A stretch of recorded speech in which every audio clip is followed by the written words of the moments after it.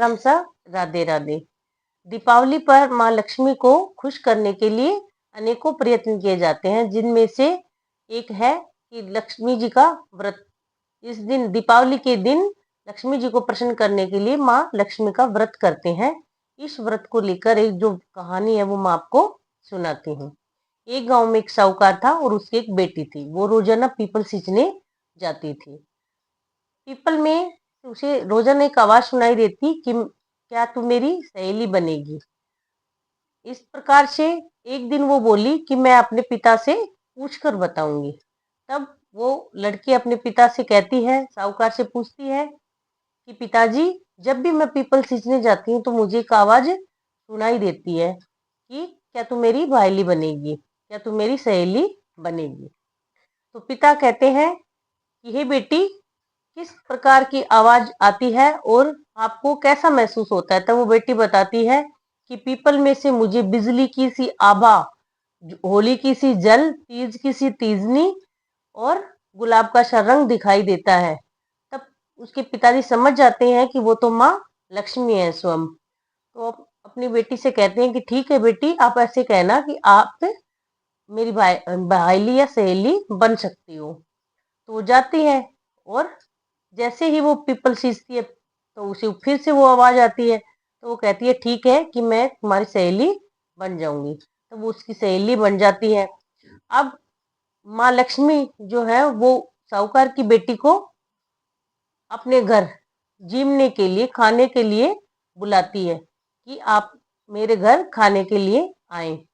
तो साहूकार की बेटी उसके घर खाने पे जाती है। लक्ष्मी माँ जो है वो साहूकार की बेटी की खूब सेवा करती है, उसे साल दुसाले देती है और हीरे जवाहरात देती है एवं उन्हें सोने की चौकी पर, सोने की थाली में 36 प्रकार के व्यंजन परोसती है खाने के लिए। इस प्रकार की सेवा शुश्रूषा देखकर वो साहूकार की बेटी अत्यंत प्रसन्न होती है और जब वो चलने लगती है तो माँ लक्ष्मी कहती है कि हे सहेली, अब मेरी इच्छा है कि मैं भी तेरे घर खाना खाने आऊं।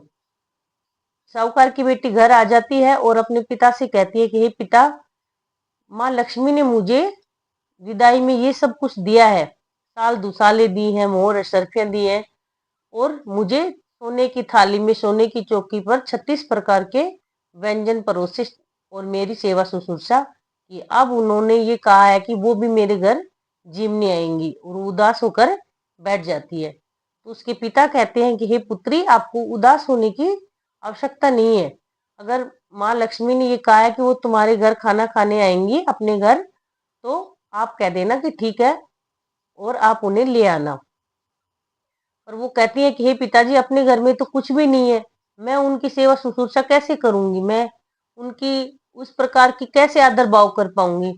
तब उसके पिता कहते हैं कोई बात नहीं है, आप अपने घर में गोबर और मिट्टी का चौका लगा लो और साफ सफाई स्वच्छता बनाए रखो और उस दिन, जिस दिन माँ लक्ष्मी आए, आप लड्डू लाके रख लेना और आराम से पूर्ण श्रद्धा से उनकी सेवा शुश्रूषा करना। उसी में माँ लक्ष्मी प्रसन्न होंगी, आपको उदास होने की जरूरत नहीं है। जब वो अपने घर को लीप लेती है गोबर मिट्टी से और लड्डू लाके रखती है तो एक चील उड़ती हुई आती है। वो उस लड्डू को तो उठा ले जाती है और उसके पास जो 9 लखा हार होता है उसको वो डाल देती है वहीं पे और उसको उठा ले जाती है लड्डू को।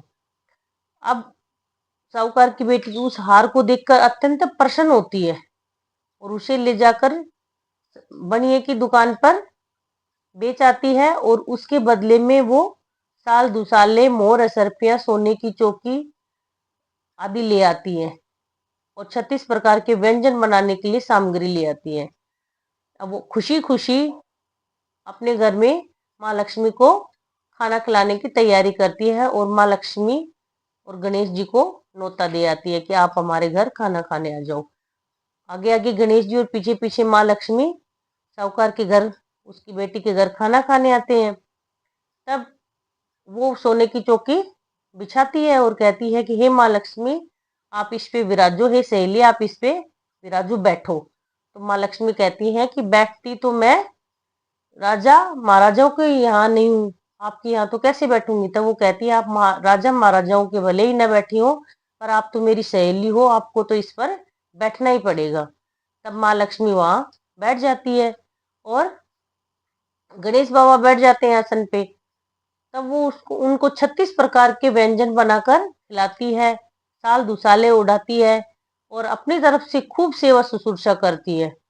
और तब अंत में वो उनको, माँ लक्ष्मी को बोलती है कि जब तक मैं आऊं नहीं, आप जाना नहीं। ये कहकर वो साहूकार की बेटी घर से चली जाती है और वो लौटकर आई नहीं और माँ लक्ष्मी उसके घर से गई नहीं।